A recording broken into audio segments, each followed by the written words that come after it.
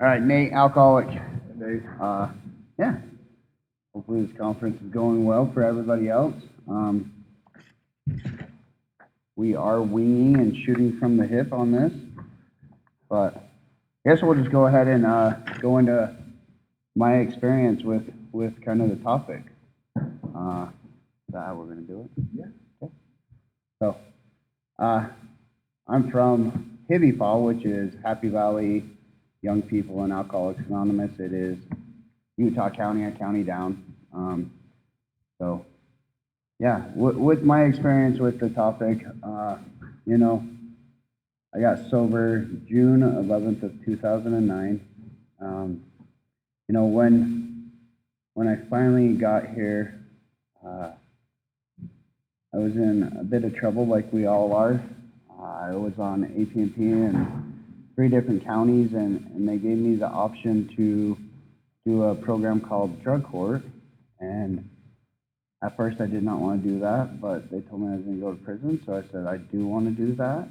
You know, and I'm grateful for that. I'm grateful for those consequences today, because I don't know that would have ever found these rooms and a higher power, you know. But when I got here, I went to jail for 3 months, got out into treatment, and you know, in treatment is where this thing started shaping, because they told me in treatment that I had to work my first 3 steps. So the first one was easy because my life was not going so well. I knew the way I was doing things didn't work out anymore. You know, but when I got to that second one, I was raised in a religious family home, and I had a very deep resentment, and it could have just been that want to fight for what my family thought was right, you know. And so in my early 20s, what I did with religion is, because I did not want to go with the predominant religion, is I started studying some Eastern philosophies and things like that, just to try to find something that I could go, haha, you're wrong, here it is. But I never found that. I searched. You know, I came to a point where I said there is nothing, because as I searched through those other things, it was a real turnoff for me that throughout those religions and the whole God thing, that everybody's like, no, this is what it is. You're wrong.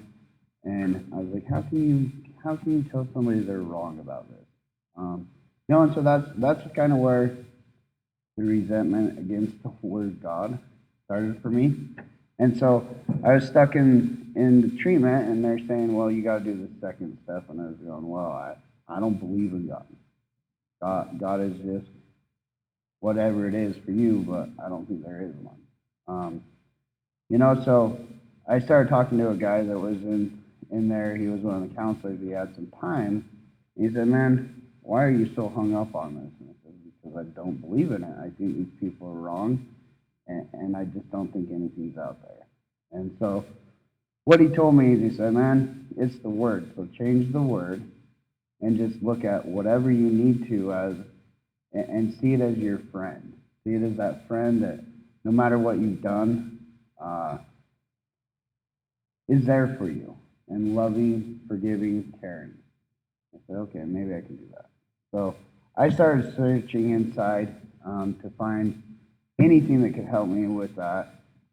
And what I ended up turning to was, if you walk outside these doors and you look up there towards the west, it started with those mountains. You know, that's where I started to find that spiritual side of my program, is that I knew when I'd go outside and I would go up in the mountains, that it gave me that feeling inside that everything's okay. So that's where I started with the higher power, is rivers and mountains and just the outdoors altogether, you know. And so at first I didn't think that would work, you know, but I was willing to try. It helped me get through the treatment. And the best thing about treatment is they brought me to the rooms, you know. And then I got here, I kicked around my feet for a while, and then at one point they they said you should get a sponsor. So I ended up taking that suggestion, and when I got that sponsor, I said, well, we're going to do those steps again. I was like, I don't want to. But I did it. And he was like-minded like myself. He didn't really have God in his life, but he had a higher power, that worked for him. And so sticking around, I figured out that, I could use those mountains and the rivers and to get through that spiritual side of my program. So if you're anything like me and you got here and that word just turns you off, I'm sorry for saying it. For me, it's just higher power, but it's easier to say now. It's like this morning, when I touched bases with that, and I went and sat and just stared at the sky, sat in the trees, listened to the birds, and that is truly what a higher power is to me, and it's what brought the spiritual side of my program that I was lacking.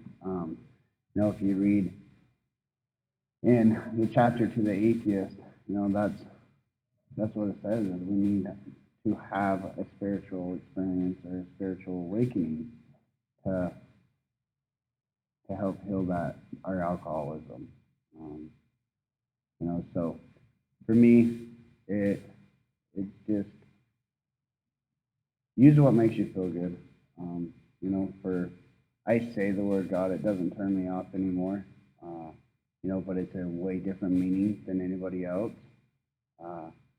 It's something personal now. It's not to say I'm right, you're wrong. It's just easiest for me to say that way instead of saying, what's the mountains? It's the rivers, it's the trees, it's the birds.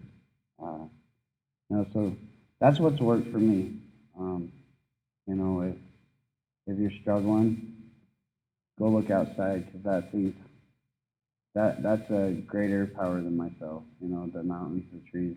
An old timer told me when I got here, he said, "Kid, can you hurl a star through the sky?" And I said, "No." I said, "Well, that's greater than you, huh?" "Oh, yes, it is." So, how much time is supposed to go? So, yeah, that was kind of my experience when I got here. Is I did not like religion, did not like God. It's funny today that I pray because I didn't do that stuff. I didn't try to meditate. I tried to just do that stuff all on my own, and it didn't work out. So, yeah, I'm gonna let one of these gentlemen talk for a bit.